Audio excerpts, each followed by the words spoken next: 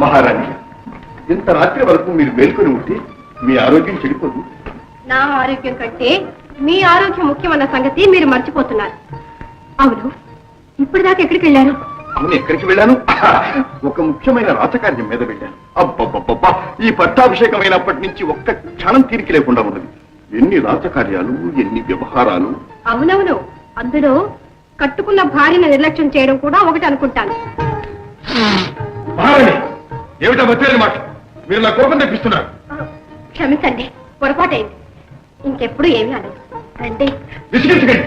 అబ్బబ్బబ్బబ్బా, తల పగిలిపోతుంది. చల్లటిగా ఉందా? పన్నీరు చల్లనా? కడతలు రాయినా? మీరు వెళ్ళండి, దానంతా తగ్గిపోతుంది. నిజమైన తల్లపి అయితేగా. ఏమిటి? నేనే అబద్ధం ఆడుతున్నాను. అయితే మా మాటల మీద మీకు నమ్మకం పోయిందన్నమాట. అబ్బా, శ్రీవారికి కోపం వచ్చినట్టుందే. క్షమించండి.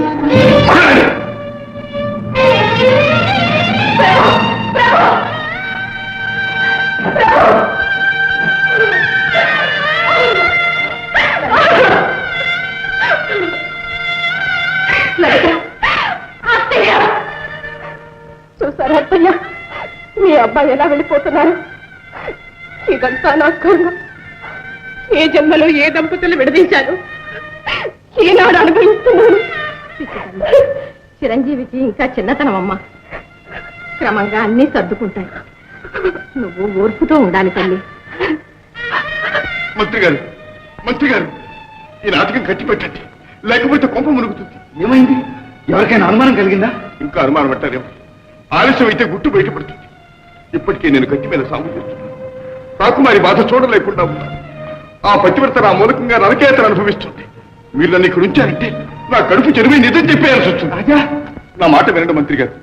మహారాణికి రాకుమారికి అనుమానం కలక ముందే మనం మేలుకోవాలి. ఒక వంక ప్రతాప్ కూడా నన్ను వేసుకున్నా కనిపెడుతూనే ఉన్నాడు. ఎందుకైనా మంచిది, యువరాజును వెంటనే ఇక్కడ జరిపించగలిగితే బ్రతికిపోతాం. నిజమే, కానీ యువరాజా వారిని కదిలించరాదంటున్నాడే వైద్యుడు. ఎప్పుడో నాకు వెళ్ళినది, లేకపోతే ప్రమాదం తప్ప. సరే, వెళ్తాను.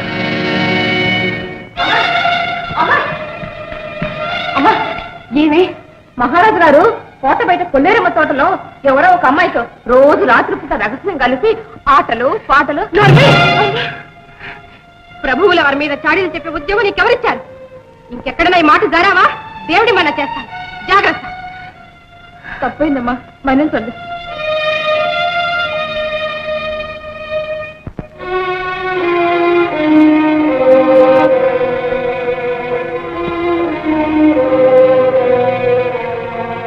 వైద్య శాస్త్రంలో ఉన్న ప్రక్రియలన్నీ చేస్తున్నారు. ప్రభువులు కోలుకుంటున్నారు. ఇంకా స్పృహ రాలేదు. స్పృహ రావడానికి ఎంతకాలం పడుతుంది? వచ్చే సూచనలు కనిపిస్తున్నాయి. త్వరగా రావాలి. అక్కడ పరిస్థితులు విషమించకుండా యువరాజు లేచేలా చూడాలి. అలాగే. ఏమిటి? ఆ ముసలినక్క మహామంత్రి చిత్రదుర్గం వెళ్ళొచ్చాడా? అవును ప్రభు, వెంటాడి చూసి వచ్చాడు. ఎందుకు వెళ్ళుంటాడా? వెళ్ళి చూస్తే ఎందుకు తెలుస్తుందిగా. ఎంత చక్కని వాడు,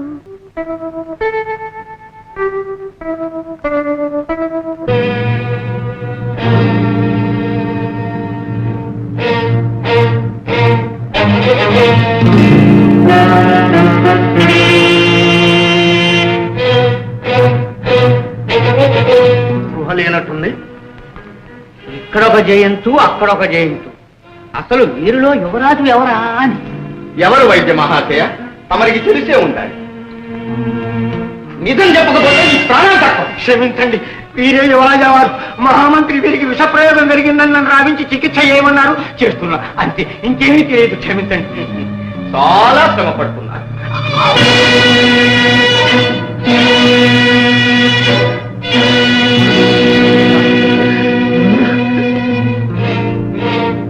అవధాని, మా అనుమానం అక్షరాల నిజమై ఇదంతా ముసలినక్క ఆ భికారిని అడ్డు పెట్టుకుని ఆడుతున్న నాటకం.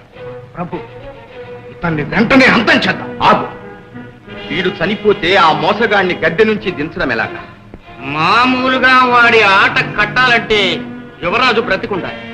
ప్రభు, రాజుగా నటిస్తున్న ఆ మోసగాన్ని బహిరంగంగా ఎదిరించి వాడి మోసం బయట పెట్టేస్తే మన కాళ్లను మనమే నరుక్కున్నట్టుంటుంది. ఇదంతా సింహాసనం నాకు దక్కకూడదని ఆ ముసలినక్క పన్నిన పన్నాకు. ఇందులో మహారాణి యువరాణి కూడా చేతులు కలిపారు. ఇందరినీ కాదని ఎదిరిస్తే ప్రజల్లో సంక్షోభం తప్పదు. ముళ్ళును ముళ్ళుతోనే తీయాలి. మోసానికి మోసమే ప్రతిక్రియ. దళపతి వెంటనే జయంతుని లోహదుర్గం చేసి అప్రమత్తుడవై ఉండాలి. చెప్తాం. చూస్తావే బండిలో చేస్తాను.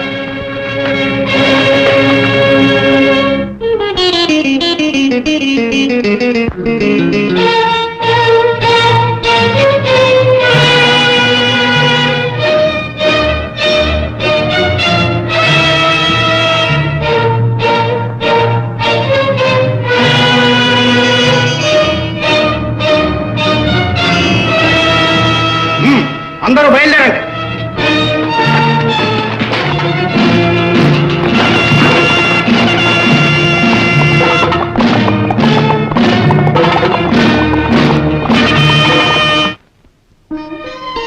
రాధా రాధా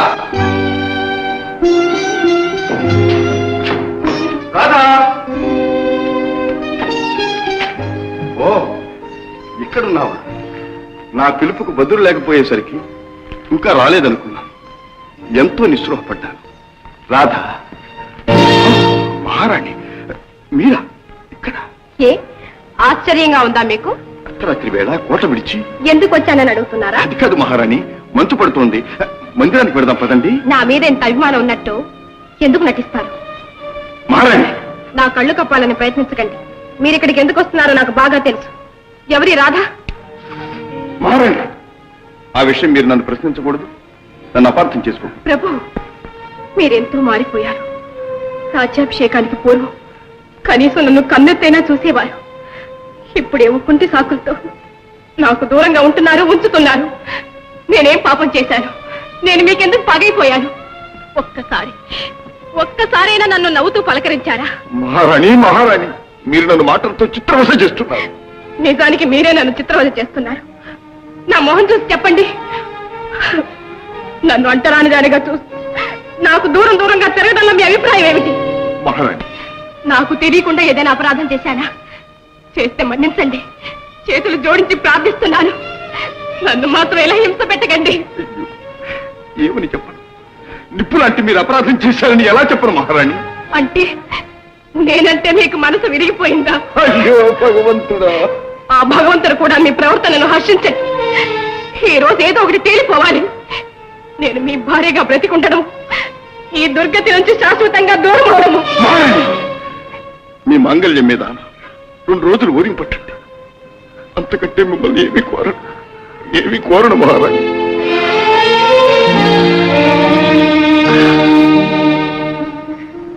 కట్టుకున్న భర్త అనురాగం కరువైన తరువాత ఆ ఆడది బ్రతికుండడమే అనవసరం.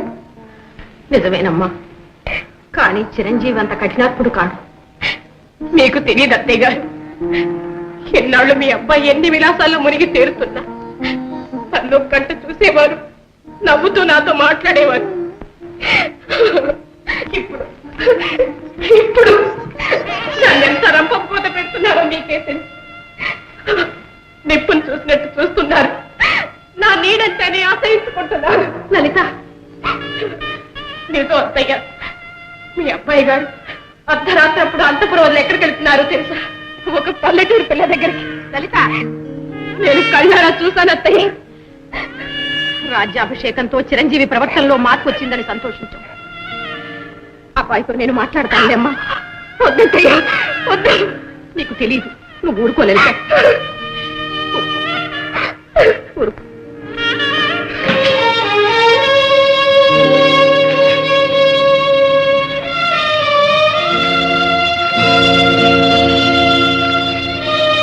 అమ్మా, మీరు ఇంకా నిద్రపోలేదా? నిద్ర ఎలా పడుతుంది నాయన? నీ వంటి ప్రయోజకుణ్ణి కన్న తల్లికి, కట్టుకున్న భార్యకి నిశ్చింతతో నిద్రించే అదృష్టం కూడానా? అమ్మ అమ్మ మీద అభిమానం అక్కర్లేదు. అన్యం పుణ్యం తెలియని ఆ అమాయకురాలు నీ భార్య ఏం చేసింది? ఆమెను ఎందుకు ఇలా హింసిస్తున్నావు? ఇంత రాత్రి అయింది, ఎక్కడికి వెళ్ళావు? మాట్లాడమే. ఏదో అత్యవసరమైన రాజకార్యం మీద వెళ్ళానమ్మా. నాకు తెలుసు ఆ రాతకార్యం ఏమిటో. నాయన, ఇంకా నీకు ఈ వెకిలి చేష్టలు పోలేదా?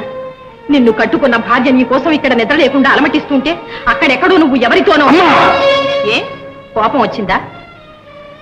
ఇన్నాళ్ళు నువ్వు ఎలా ప్రవర్తించినా నిన్నేమీ అనలేదు. ఈనాడు నువ్వు గండికోట ప్రభువువి. నీ మీద, నీ ప్రవర్తన మీద రాజ్య సంక్షేమం ఆధారపడి ఉంది. నీతి తప్పి ఇంత బాధ్యతారహితంగా ప్రవర్తించడానికి ఇక మీద వీలు లేదు. అమ్మా, దైవ సాక్షిగా చెప్తున్నా, నేనెన్నడూ నీతి తప్పి ప్రవర్తించలేదమ్మా. నాయనా, లలిత నిన్ను ప్రాణప్రదంగా ప్రేమిస్తోంది. నిన్నే నమ్ముకుని నువ్వే సర్వస్వం అని కన్నవారిని వదిలి మన ఇంటికి కోడలుగా వచ్చింది. ఆ ఇల్లాని ఎందుకు ఇలా నిరాదరణ చేస్తున్నావు? నవ్వుతూ ఆనందంగా ఉండవలసిన ఆమె లేత జీవితాన్ని ఎందుకు ఇలా నరకప్రాయం చేస్తున్నావు? ఆమెలో ఏం లోపం ఉందని, లలిత ఏం పాపం చేసిందని, ఏం తప్పు చేసిందని? అమ్మా, మీ పాదాలంటే చెప్తున్నానమ్మా. మీ కోడలు మహాపతివ్రత, అతి ఉత్తమురా. ఆమెంటే నాకెంతో గౌరవం. అమ్మా, మీకు తెలియదమ్మా ఆమె గురించి నేను ఎంత బాధపడుతున్నానో మీకు తెలియదమ్మా. నాయనా, నాయనా, నీ ప్రవర్తన, నీ మాటలు నాకేమీ అర్థం కావటం లేదు. అర్థమవుతుందమ్మా, అర్థమవుతుంది. కానీ సమయం రావాలి. మిమ్మల్ని అమ్మాయిని నేనే కాదు, ఈ లోకమంతా నోరారా పిలవచ్చు, మీ పాదాలు తాకి ధరించవచ్చు. మీ యొక్క కొడుకుకే కాదమ్మా, మీ ప్రజలందరికీ మీరు మాత్రం ఉంటుంది. కానీ భార్య ఎలా కాదమ్మా, కట్టుకున్న భర్త ఒక్కరికే తాను భార్య. ఆ సత్యం తెలిసి కూడా లలితను నువ్వు అంటరాని దానిలా చూస్తావా? తప్పు కాదు. రా, మీ ఇద్దరి మధ్య ఆవరించిన అగాధం ఈనాటితో కూడిపోవాలి. రా. అంత ఘోరం చేయకండి అమ్మా, అంత ఘోరం చేయకండి. ఏమిటి ఘోరమా? భార్యాభర్తలిద్దరినీ కలపటం ఘోరమా? నాయనా, నా దగ్గర ఏదో దాస్తున్నావు. చెప్పు, ఏమిటా రహస్యం? నాతో చెప్పు. అమ్మా, చెప్పలేనమ్మా, చెప్పలేను. ఆ రహస్యం చెప్పే అధికారం నాకు లేదు. అది త్వరలోనే మీకు తెలుస్తుంది, త్వరలోనే మీకు తెలుస్తుంది. మంత్రి గారు, మంత్రి గారు, ఆలస్యం చేసామా? కార్యం చేయమించిపోతుంది. ఏమైంది రాజా, ఏమైంది? తెల్లవారి యువరాజు అంతఃపురంలో ఉండి తీరాలి. అదేమిటి వారి పరిస్థితి? వారి పరిస్థితి తర్వాత ఆలోచించవచ్చు. నా పరిస్థితి అడగట్టిలో పోకలా ఉంది. అంటే అటు మహాపతివ్రత రాణి ఆవేదన చూడలేకుండా ఉన్నాను, ఇటు రాజమాత అడిగే ప్రశ్నలకు సమాధానం చెప్పలేకుండా ఉన్నాను. ఇక నా కోసం దేశాల పాలైన నా రాత ఏమైందో తెలియక సతమతమవుతున్నాను. మంత్రి గారు, మంత్రి గారు, ఇక ఈ పోటుగప్పు నాటకం ఆడలేదు. మహారాజును వెంటనే తీసుకుని రావాలి. రాజా, పదండి. ఏదో ప్రమాదం జరిగింది. యువరాజు కూడా మాయమయ్యారు.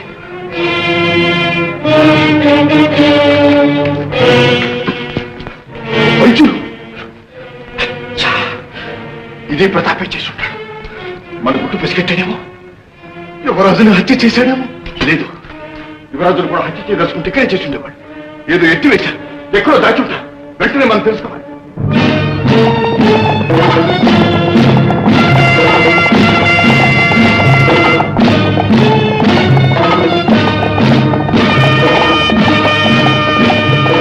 ఆగండి, గుర్రాలు అలసినట్టున్నాయి. విశ్రాంతి తీసుకుని వెళ్దాం.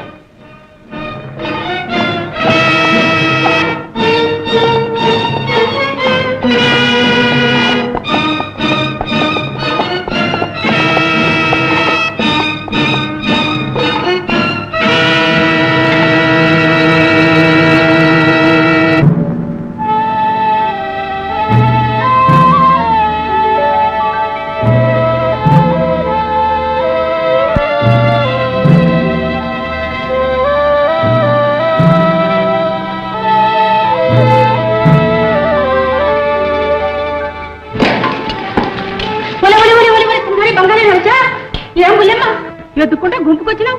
చదువు చూడాలా, పూసలు కావాలా, ఏం కావాలా చెప్పు. మళ్ళా అవన్నీ ఏ వద్దు కానీ మీరు నాకు ఒక సహాయం చేయాలి. సహాయం బుల్లమ్మ? అదిగో చూసావా, ఆ బండిలో ఒక ఆయన్ని భటులు బలవంతంగా తీసుకెళ్తున్నారు. ఆయన్ని విడిపించాలి. అమ్మ బాబో, రాజభటులు వల్లకుంటారా బుల్లమ్మ? కొట్టు చంపి ప్రాణాలు తీసేద్దరు. అలా అనక్కబా, మీకు పుణ్యం ఉంటుంది. పాపం ప్రాణాపాయంలో ఉన్నారు, ఎలాగైనా మీరే రక్షించాలి. ఆడమ్మకి ఆడకూతురా. చూద్దాం, నువ్వేం దిగాలు పడకు. ఓ అంటా మారా, జంగా సభా మారా,